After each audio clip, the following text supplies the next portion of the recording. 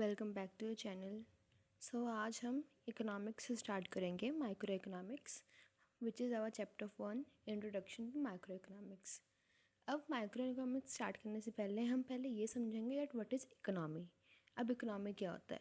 Economy एक system है जिसमें लोग अपनी लिविंग को सेटिस्फाई करने के लिए, अपनी वांट्स को सेटिस्फाई करने के लिए अर्न करते हैं, ताकि आप और अर्न कैसे करते हैं? प्रोडक्शन से, कंजप्शन से, इन्वेस्टमेंट से या एक्सचेंज से। ठीक है, इस पूरे सिस्टम को हम इकोनॉमी कहते हैं। ये पूरा इकोनॉमी का एक प्रोसेस है। ओके, अब इकोनॉमिक्स क्या होता है? इकोनॉमी और इकोनॉमिक्स दोनों अलग अलग चीज़ें हैं। इकोनॉमी तो एक प्रोसेस है अपनी लिविंग अर्न करने के लिए, ठीक है, प्रोडक्शन, कंजप्शन, इन्वेस्टमेंट और एक्सचेंज का। इकोनॉमिक्स एक सोशल साइंस है जो प्रोडक्शन, डिस्ट्रीब्यूशन और कंजप्शन, जो प्रोसेस आता है ना इकोनॉमी में, उसको स्टडी करती है। ठीक है, जिसमें हम देखते हैं कि हमारी प्रोडक्शन कितनी है, हमारी डिस्ट्रीब्यूशन कितनी है, हमारी कंजप्शन कितनी है। ठीक है, गुड्स और सर्विसेज की। ओके, अब नेक्स्ट हम आते हैं इकोनॉमिक्स के ब्रांचेस पे। अब इकोनॉमिक्स ना दो तरीके की होती है, इसकी दो ब्रांचेस कह लो, टाइप्स कह लो। ठीक है, first is micro economics, second is macro economics. ठीक है, अब माइक्रो इकोनॉमिक्स का मतलब क्या होता है? Behaviour of individual economic. अब माइक्रो इकोनॉमिक्स में ना हम एक इंडिविजुअल का बिहेवियर देखते हैं, like consumer equilibrium, producer equilibrium, product pricing, factor pricing. ठीक है, ये सिर्फ एक इंडिविजुअल पे डिपेंड है। ठीक है, और मैक्रो इकोनॉमिक्स में हम पूरी एक स्टडी करते हैं, पूरे इकोनॉमी एज अ होल।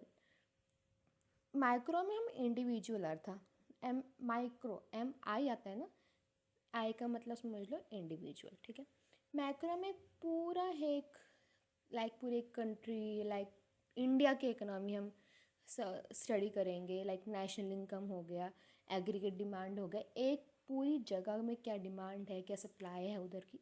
ठीक है, ये मैक्रो में देखी जाती है। ओके, ये माइक्रो एंड मैक्रो हो गया हमारा। अब नेक्स्ट हमारी चीज़ें आती हैं डेट इकोनॉमिक्स में कौन सी प्रॉब्लम्स अराइज करती हैं। अब इकनॉमी है तो उसमें प्रॉब्लम्स भी अराइज होंगी। ठीक है, और प्रॉब्लम्स क्या आती है?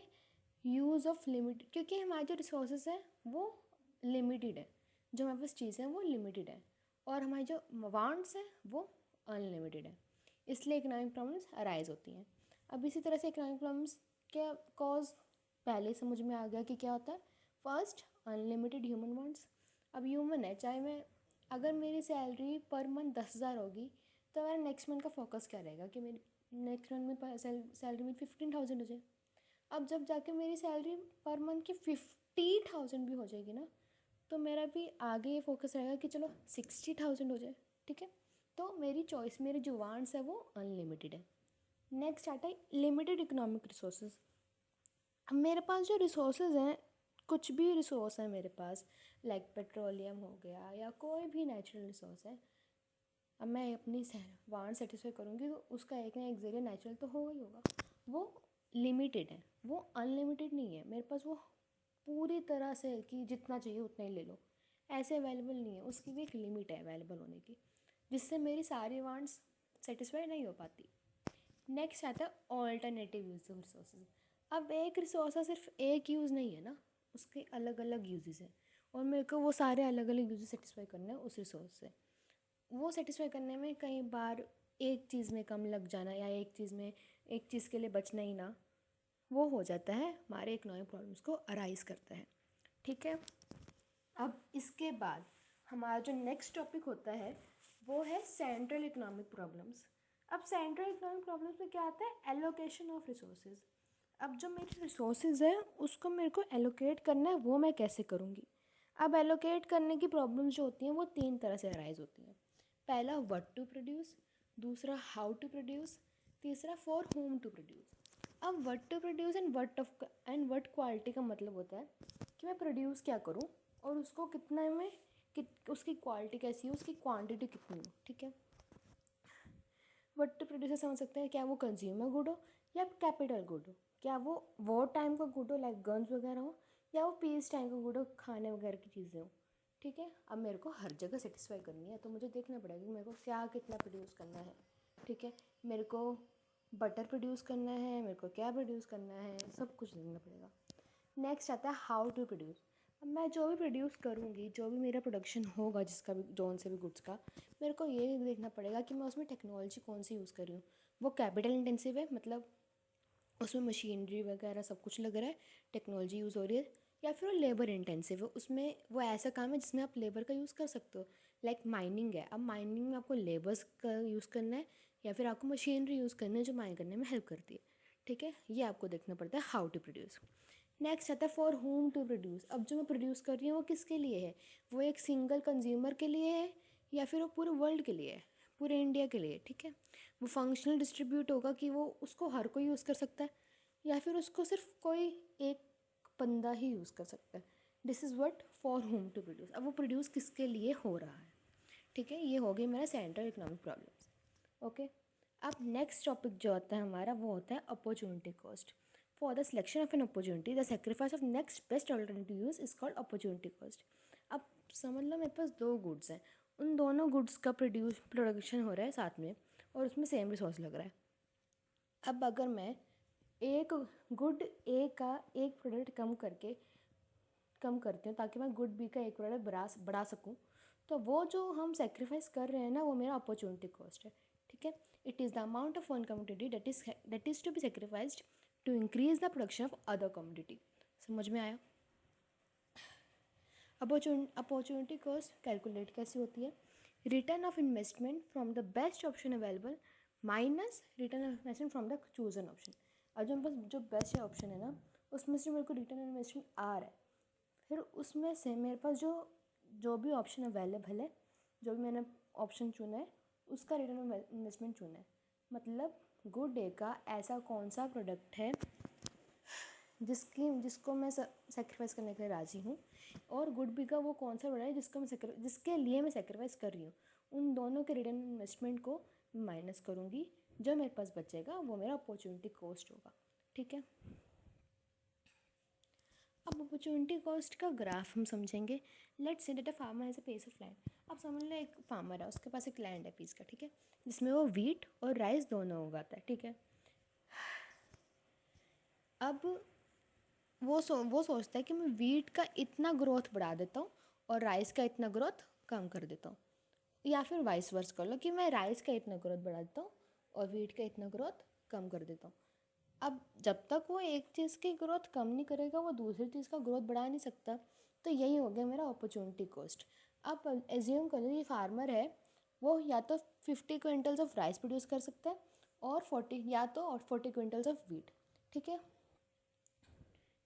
अब अगर वो राइस प्रोड्यूस करता है तो वीट प्रोड्यूस नहीं कर पाएगा, तो फिर the also 50 quintal of rice is 40 quintals of wheat. अब अगर वो वीट प्रोड्यूस नहीं कर पाएगा, तो जो वीट की उसकी जो वो होगी ना, जो उसका रह गया, जो 40 क्विंटल्स प्रोड्यूस करना रह गया, वो उसकी ओसी होगी, वो उसकी अपॉर्चुनिटी कॉस्ट होगी। ठीक है, अब नेक्स्ट टॉपिक हमारा आता है marginal rate of transformation, MRT। It is the amount of one commodity that is to be sacrificed to increase the production of other commodity by 1 unit.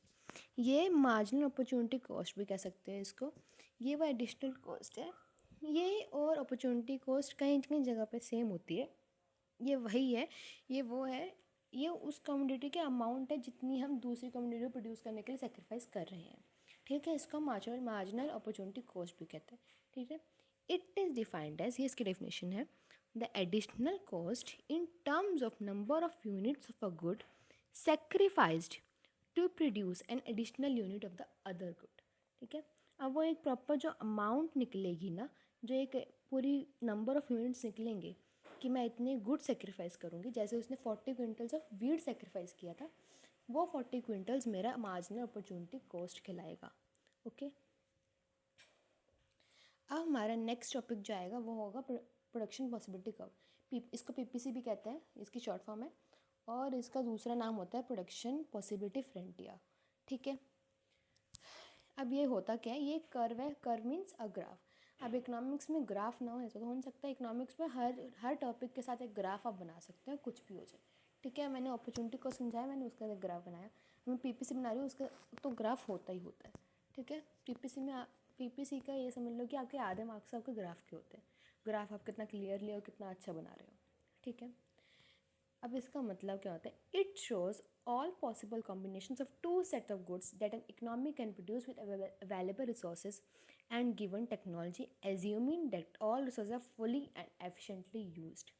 अब पीपीसी एक वो ग्राफ होता है जो टू सेट्स ऑफ गुड्स, अब जैसे wheat और rice था, ठीक है, उसका ये दिखाता है कि मैं कितना प्रोड्यूस कर सकती हूँ bye given technology, given resources, और जिससे जो मेरा जो रिसोर्सेज है वो फुली एंड एफिशिएंटली यूटिलाइज हो रहे हैं। लाइक उसका जो फार्म था वो फुली यूज़ हो रहा है, उसमें कुछ बच नहीं रहा, जो उसका रिसोर्सेज जो मशीनरी वगैरह वो फुली यूज़ हो रही है, जिससे वो इतनी वीट और इतना राइस प्रोड्यूस कर पा रहा है। ठीक है, ये पीपीसी दिखाता है। ठीक है, अब जो पीपीसी होता है वो मेज़र क्या करता है? Trade off between producing one good versus other.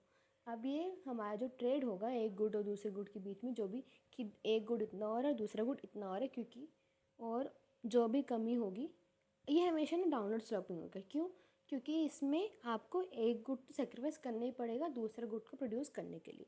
ठीक है, इसका ऑल्टरनेट नेम है ट्रांसफॉर्मेशन कर्व, और इसका एक्रोनिम मतलब इसकी शॉर्ट फॉर्म होगी पीपीसी। अभी मैंने जो ग्राफ बनाया इससे देखो, ये गुड ए का है, ये गुड बी है। अब गुड ए अगर ज़्यादा प्रोड्यूस होगा तो गुड बी उतना ही कम हो जाएगा, इसलिए इसको हम डाउनवर्ड स्लोपिंग भी कहते हैं। ठीक है, नेक्स्ट आ गया इसके फीचर्स भी सेम रहेंगे कि ये हमेशा स्लोप डाउन होता है लेफ्ट से राइट से, because production of one community is to be increase and production of other community has to be sacrificed. अगर मेरे को एक कम्युनिटी का गुड्स प्रोड्यूस करने हैं ज़्यादा तो मुझे दूसरी कम्युनिटी डिक्रीज़ करनी पड़ेगी। ठीक है, अब नेक्स्ट मेरा आता है concave to the origin because of increasing margin opportunity cost. अब ये जो होता है, ये जैसे पिछले ग्राफ पे जाते हैं, ये कॉन्केव है। कॉन्वेक्स होता है जो एक्स एक्सिस और वाई एक्सिस अटैच नहीं होता। कॉन्केव एक्स अटैच्ड है, जिसका मुँह कुछ इस तरह से बनता है। ये मेरा कॉन्केव ग्राफ है। क्यों? क्योंकि इसमें जो एम आर टी है वो हमेशा इंक्रीज़ होगी, जो मार्जिनल अपॉर्चुनिटी कॉस्ट है वो हमेशा इंक्रीज़ होती रहेगी। ठीक है, नेक्स्ट आता है शिफ्ट इन पीपीसी। अब जो पीपीसी है वो दो तरीके में शिफ्ट कर सकते हैं, दो वजहों से। लाइक या तो चेंज इन रिसोर्स हो गया, तो रिसोर्स वो चेंज हो गए, या फिर चेंज इन टेक्नोलॉजी हो गया। ठीक है, अब चेंज इन रिसोर्स के अब इसमें दो तरीके शिफ्ट होंगे, राइटवर्ड शिफ्ट और लेफ्टवर्ड शिफ्ट। राइटवर्ड शिफ्ट का मतलब होता है कि जब मेरी लेबर्स जो होती हैं वो ज़्यादा स्किल्ड हो गई, या मेरी लेबर्स या मेरी जो टेक्नोलॉजी है वो ज़्यादा इम्प्रूव हो गई, जो मेरा लैंड है जिसमें प्रोड्यूस कर रही हूँ, जैसे उसका फार्मर का था वीट का लैंड, वो लैंड बढ़ गया। ठीक है, और लेफ्ट साइड शिफ्ट तब होगा जब उसका लैंड या तो कम हो गया, या जो उसके पास रिसोर्स हैं वो कम हो गए, या टेक्नोलॉजी थोड़ी और कम होगी। ठीक है, ये है, देखो ये shift of resource in PPC. अब ए और बी जो है वो मेरा नॉर्मल पीपीसी ग्राफ है, कॉन्केव ग्राफ। अब A1 और B1 हो रहा है मेरा राइटवर्ड शिफ्ट, जब मेरी रिसोर्सेज इंक्रीज़ हो रही है, मेरा लैंड इंक्रीज़ हो रहा है। और A2 एंड B2 वो है जब मेरा ये रिसोर्सेज ज़्यादा रिड्यूस हो गए, या मेरा कोई भी लैंड कम हो गया, मेरी टेक्नोलॉजी थोड़ी डिग्रेड होगी। ठीक है, तो ये मेरा लेफ्टवर्ड शिफ्ट हो जाएगा। ओके, अब नेक्स्ट हम आते हैं रोटेशन पे। अब जो पीपीसी का है उसमें रोटेशन भी हो सकता है। रोटेशन मतलब एक जगह से बढ़ रहा है और दूसरी जगह पे वही सेम है। ठीक है, इसमें भी ये भी दो तरीके दो वजहों से होगा, या तो इम्प्रूवमेंट या डिक्रीज इन टेक्नोलॉजी, या तो ग्रोथ या फिर loss of resources of one community. Shift जब हो रहा था, पूरा शिफ्ट जब हो रहा था, तब दोनों कम्युनिटीज़ पर असर पड़ रहा था। अब जब रोटेशन हो रही है तो सिर्फ एक कम्युनिटी पे असर पड़ेगा। ठीक है, पहले जो मेरा ए और बी है वो मेरा नॉर्मल पीपीसी है। अब ए और सी जो हो रहा है वो मेरा राइटवर्ड शिफ्ट है। राइटवर्ड शिफ्ट मतलब जो मेरी सी की जो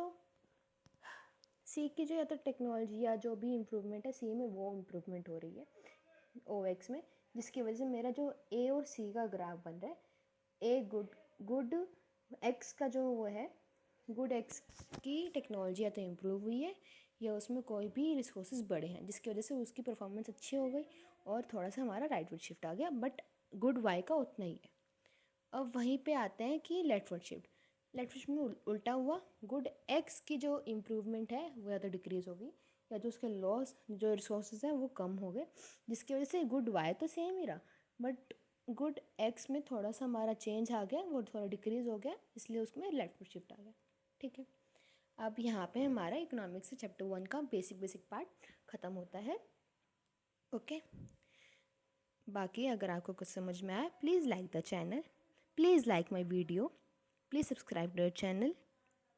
थैंक्स फॉर वॉचिंग।